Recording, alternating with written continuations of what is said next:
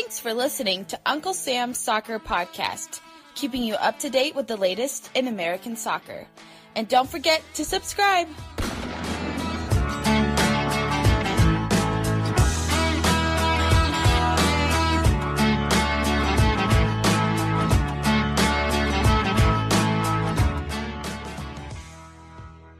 Hello everyone, welcome to Uncle Sam's Soccer Podcast. My name is Steven Jodderin. Joining me today is Armand Kafai.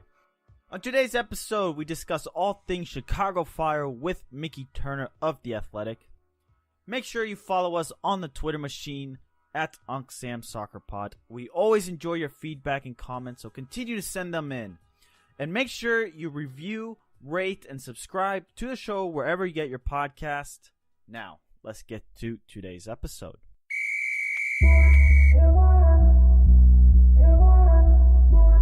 Alright, what it do, Armand? Just you and I. Finally. Yeah, it's back to the good old days, huh? Good old days. Without Jake. Without Jake. Those were the days. Yeah, I mean, when we just started up the pod and, you know, we had no idea what we were doing. Like, those were the days, you know? I remember we had what was it, last winter? We had those marathon recording sessions. Yep. Like, where we recorded for like 4 hours a day. Yeah. Like, those were the days, man. But, nah, Jake, I love Jake. So I can't say anything bad about it. I love him. Listeners, make sure you follow us on the Twitter machine at Uncle Sam Soccer Pod. And go back and listen to our interview with assistant coach of Sporting Kansas City, Kerry Savagnin. He's got crazy insight to Sporting KC and kind of takes some shots at the U.S. men's national team. We'll discuss that later this week. But Armand, you just mentioned about how we had no idea what we were doing in the early days of this podcast. Some MLS clubs feel like they have absolutely no idea what they're doing. In what, the early days of their existence? Yeah, early days of their existence and their existence of today. Yeah, I mean, a lot of teams, you know, don't really know what they were doing in their early days. Maybe you could say even MLS didn't know what they were doing in their early days as well. I mean, recently we just heard the news about Chicago Fire, right? Looking to go to Soldier Field after, you know, a long, failed experiment at Bridgeview. And that's part of, you know, MLS's initiative when they said, hey, move to the suburbs. I guess the game is for family people instead of realizing that, hey, downtown was actually a much better option. And I think now we're starting to see the effects of that hit, especially as MLS tries to grow into this strong, powerful league. We'll talk to Miki Turner more about the news that broke last week. But Armand, let me just ask you this. Regarding Chicago Fire, how big or how important of a club are they in MLS? We know Chicago is a huge media market. It's a huge city in the United States. A big German influence, so there's should be somewhat of a more natural connection with the global game. They have spent money on big names like a Bastian Schweinsteiger. So you would expect them to be up there, but it just seems to be a dumpster fire.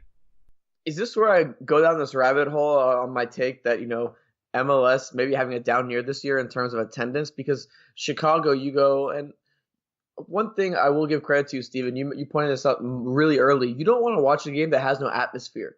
That really makes it hard for you to watch it on TV. And you know what? You turn on a Fire game, there's no one there. There's quite literally no one there. The atmosphere is bland. And overall, it's just, The Fire itself, they need to get out of Bridgeview. Miki Turner, who you said we're going to speak to, really broke the news of, I think, a year back, how tight the lease was between Bridgeview and the Fire. And right now, the Fire, man, if they can just figure out, because the product on the field isn't that bad. It's what's going on off the field, their relationship with their supporters groups, just what's going on with Bridgeview. You know, I don't think their training center is that good either. So all these things are adding up, and it's like, how are you going to be a team, you know, in the same level as Atlanta United playing in the Mercedes-Benz, the brand new stadium, or LAFC, brand new stadium, brand new training facility, state of the art, and then you have this. Like, these things can't be happening in modern day MLS. So there's quite a climb, you know, for these teams to make up in quality of their team and their off the field as well. And I think the Fire are towards the bottom of that. So Maybe Right. no pun intended. So I guess they are a little bit of a dumpster fire of sorts. Let me ask you this before we get to Mickey. If the Chicago Fire were to do it correctly, do you think they would be up there as far as atmospheres, as far as club recognition, like, say, Seattle, the Los Angeles clubs, Atlanta, maybe New York, Toronto? I am curious to know, because we talk about the Revs in this sense is if they were to get a stadium downtown, if they did this, if the Crafts were to do that. And Chicago could go through a ton of ifs too, but I don't know. Do we think Chicago could be somewhat of a top 10 club in MLS regarding all the off-the-field antics? Steven, so you might call me a little bit crazy with this take, but when Commissioner Garber says any team in MLS or any city in MLS can support a team, I honestly do agree with that, because you look at teams like Cincinnati, who they do it right. Wow, they have 30,000 at games, from USL to MLS. But the question is, do you do it right? Because you can be on the other side of the spectrum, be the Dynamo, have a downtown stadium, but Right, not do it great right example. in terms of other things, and you're still struggling with attendance. You could. There's plenty of other instances where you could do it. You could do it right, and you'll be fine. But the whole thing is doing it right. Putting a stadium in downtown isn't going to solve everything. That's not going to be the thing that solves everything. It's got to be the visibility of the team. It's Orlando? Exactly. The team has to be good too. It has to play entertaining soccer. So that's not the only thing that can do it. If they get a stadium downtown, okay, cool, great. You did the first step of it. Now you got to continue. You got to establish that relationship with the community, like LAFC and Cincinnati and Or like Seattle a Madison Forward. and Atlanta, or like Madison Forward Madison. Exactly. You got to establish these kind of relationships. Downtown Stadium is the first part of the puzzle, but you got to figure the rest out as well. Right. Well, up next, Mickey Turner.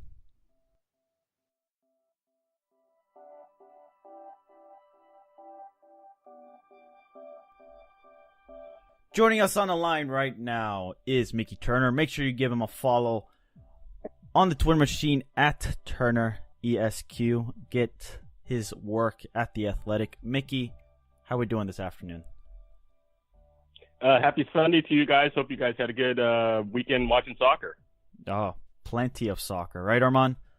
Yeah, I mean, maybe a little too much for me. I mean, I started watching at almost 11:30 with the Dirt Classicer, and ended up randomly watching RSL in Seattle play. So I mean, it was one of those days. It was one of those days. But the big news that broke this week was about the Chicago Fire in MLS, with news of a potential changing of stadiums and also potential rebranding. But before we delve too deep into that, Mickey, I want to ask you, what is your view of the Fire organization as a whole? Do you think obviously everything's not really going smooth sailing for them, but what do you think of their organization as a whole?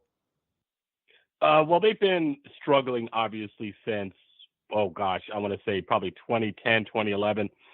Everyone remembers that they came into the league with a bang in '98, won the U.S. Open Cup, won the MLS Cup. And then since then, they've had a couple of good years here and there.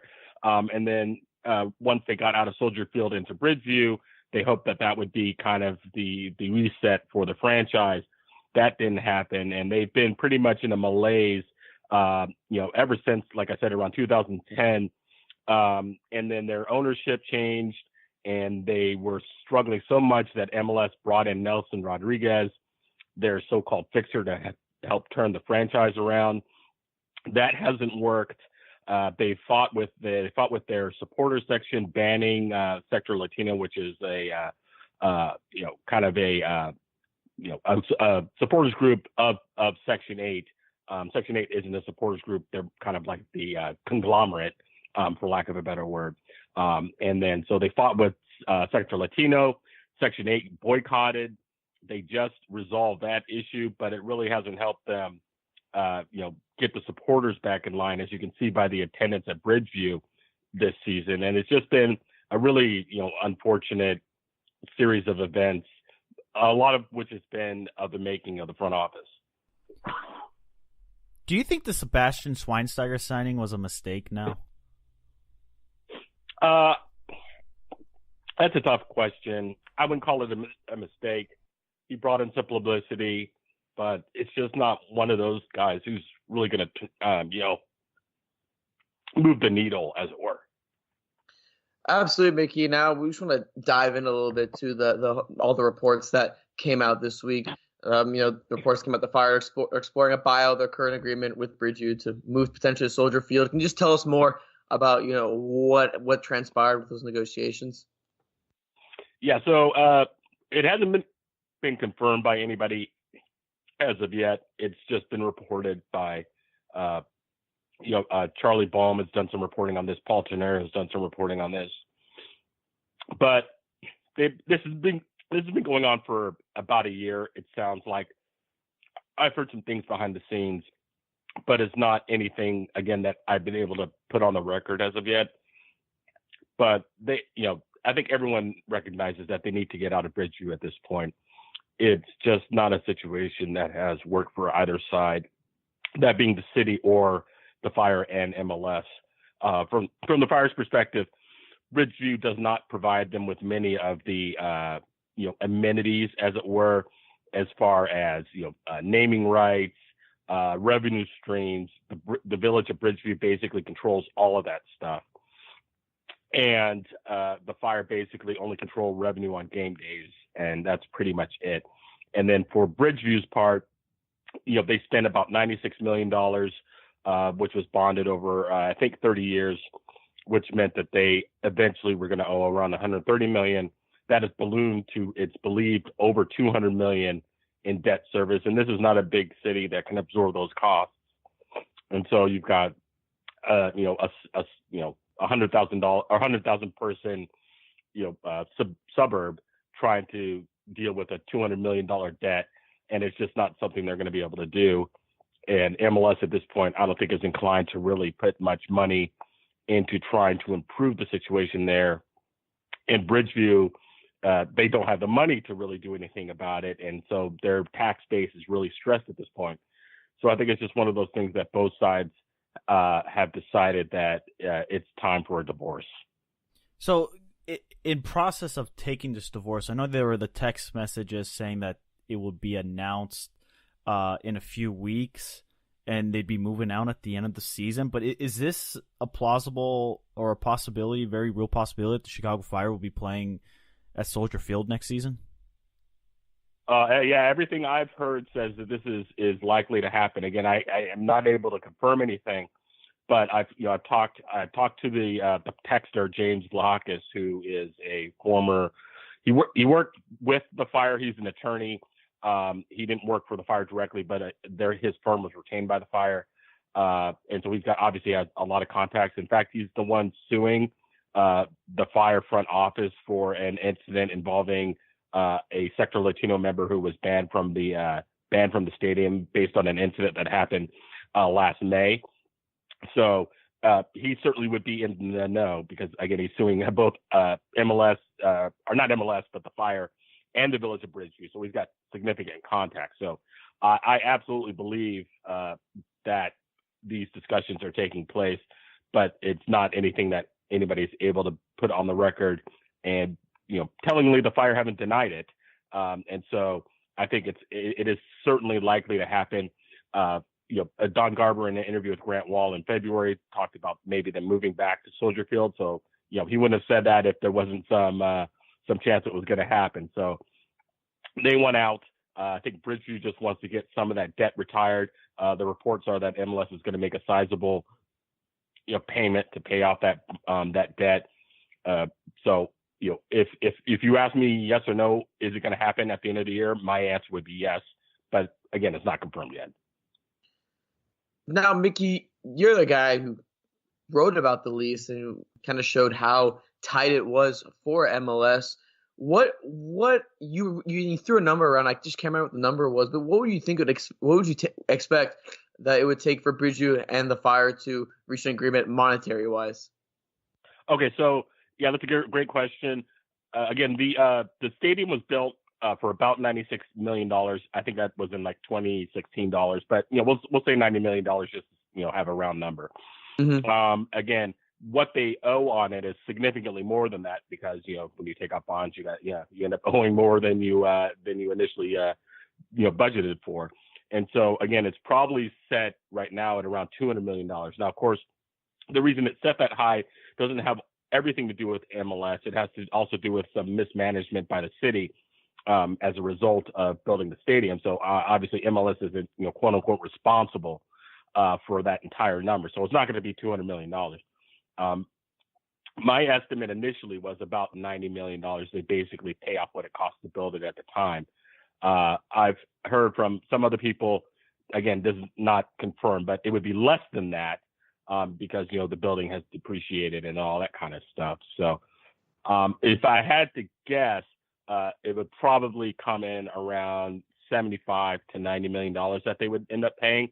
I know James in his tweet said that they would pay off 2/3 of the bonded debt, but I can't see MLS agreeing to pay that much, or the Fire for that matter, because again, that total cost or what is owed currently isn't all the result of MLS, not putting in a lot of effort with the Fire. Some of it has to do with city mismanagement, and I can see MLS saying, well, that's not on us.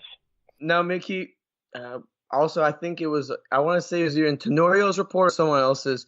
They spoke about, some of the lobbying that the Fire have been doing with the city of Chicago.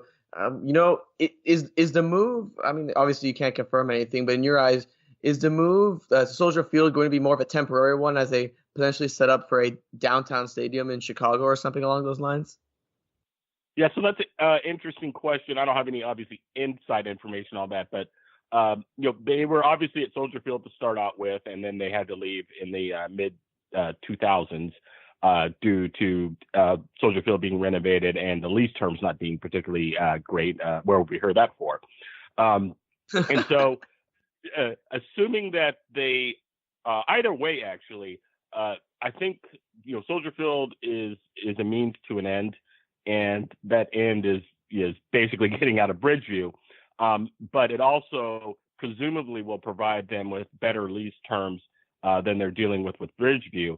And I think the other thing, with Bridgeview, I think they've just decided that is a lost cause at this point. Kind of similar to Chivas USA.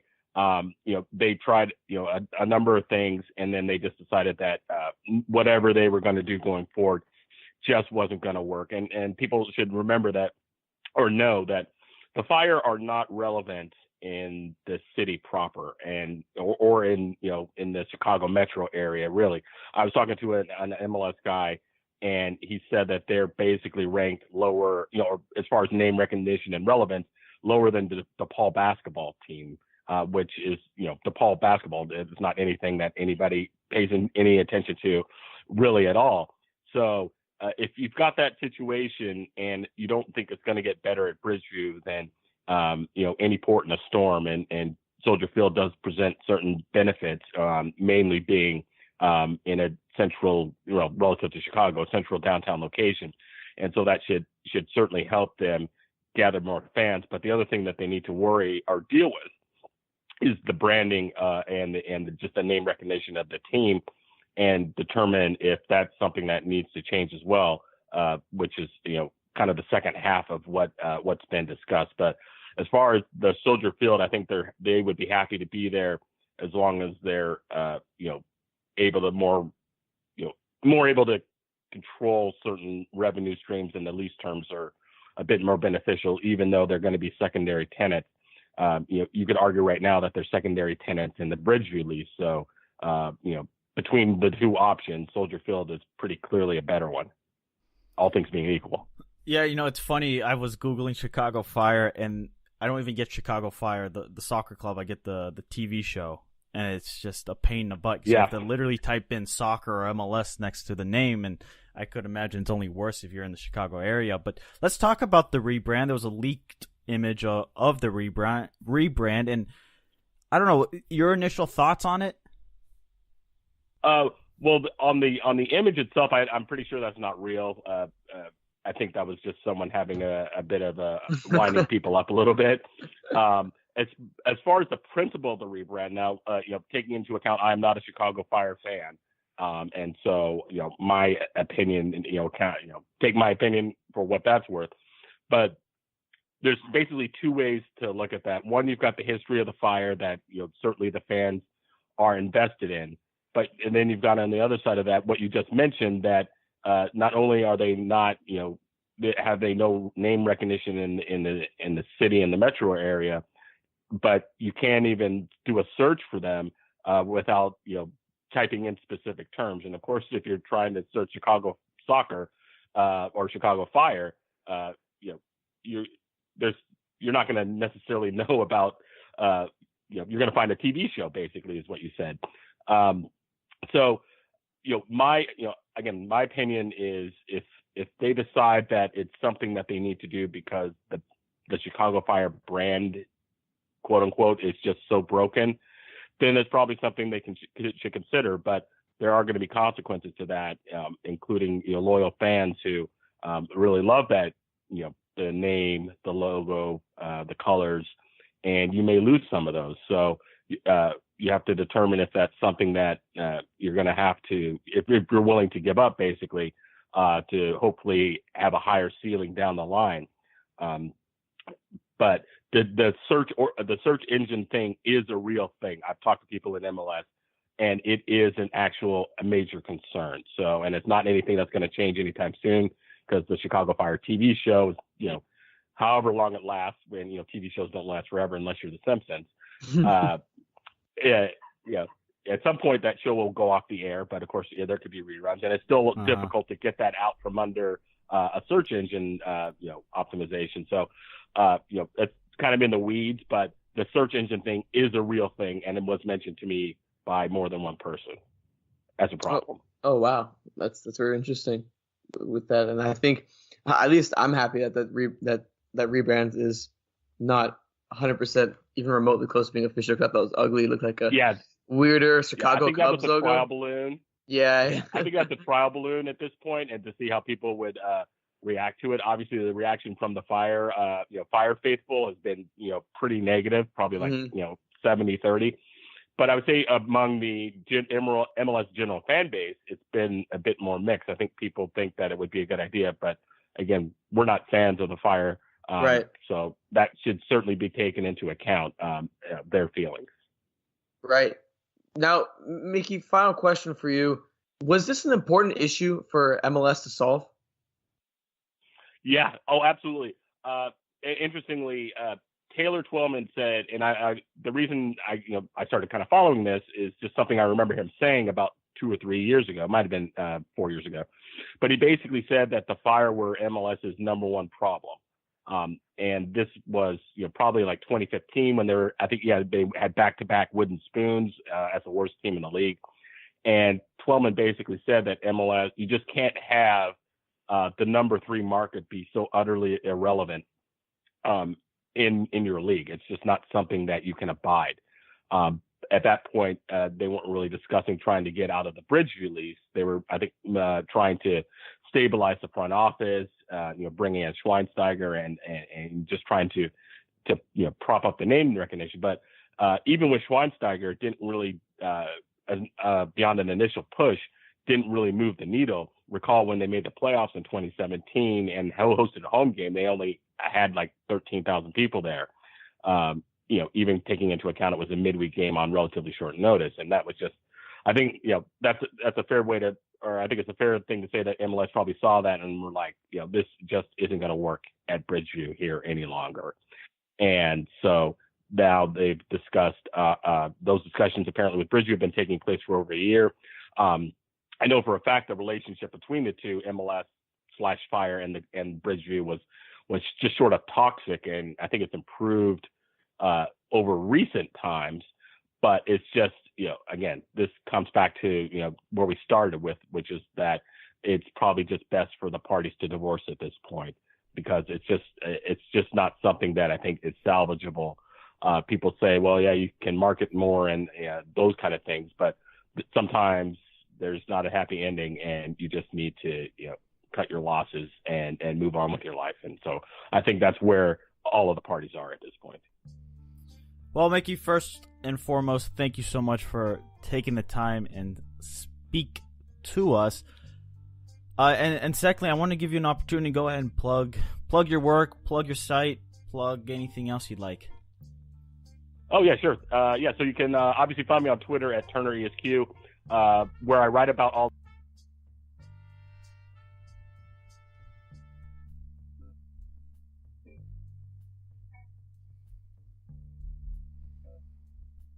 or on the Twitter, and that's where I'm the most active. Great. Well, thank you so much, Miki. Thanks a lot. Appreciate it.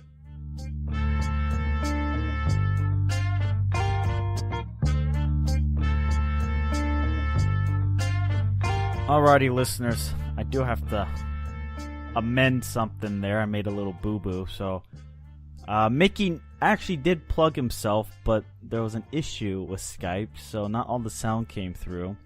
And yeah, so listeners, you can find his work all over the internet. He has a site, fantastic site, socceresque.com, socceresq.com. Follow him on Twitter at TurnerEsque, again, TurnerESQ. He contributes to The Athletic, Sounder at Heart. Armand, very interesting stuff there from Miki. It's a very interesting time to be a Chicago Fire fan. If you're a Fire fan, I guess you'd hope to be out of Bridgeview, yeah? And you get to play at Soldier Field where you get some sort of relevance because, that's where the Bears play, historical stadium. Like, I mean, if this happens for Fire, good for them. And good for MLS. Is there any negative for the Fire to rebrand or to get out of Bridgeview?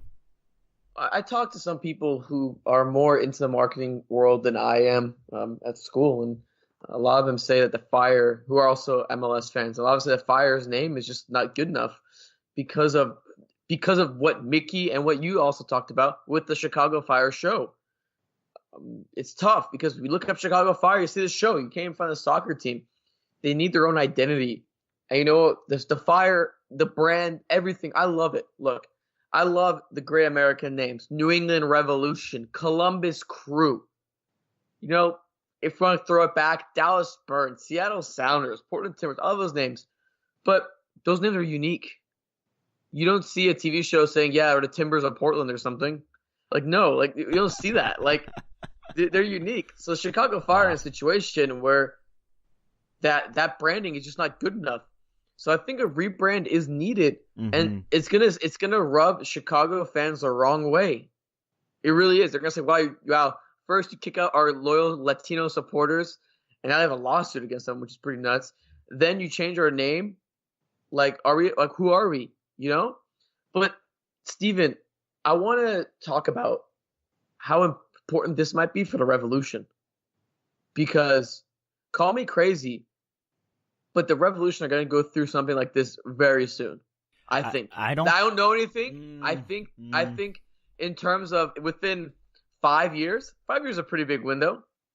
5 years, they will be rebranded as well to mark a move into a new stadium. Rebranded? You really think they'll take a new name? Yeah. I'm not sure if you remember, there's a post on the MLS subreddit about this focus group for the New England Revolution and how they're asking, what would they do, if the Revolution took a year off and then rebranded, or were bought out by new ownership and rebranded. Questions like that, I think it's another one. And it sucks because the name Revolution is very, I like it. Like I said, I like very it. Very American. It's extremely American. But I think something's gonna happen, and I don't know what exactly. Obviously, it's just me spitballing. But I think something's gonna happen. I think that's issue number 2 on Don Garber's list right now. Well, we'll see with the Fire. Listeners, give us your feedback, your comments at Unc Sam Soccer Pod. You can follow Mr. FC Dallas beat reporter at Armanga5. Follow myself at Steven Jotter, and obviously Jake Watroba, who's not on today's show, at Jake Watroba. Chicago Fire rebrand. Armand, last 20 seconds. Chicago City Football Club. We like it. I don't like it. Make it Windy City Soccer or something like that. That'd be pretty cool. Chicago City. Come on, man. No. Let's make it unique. Make it unique. Chicago United.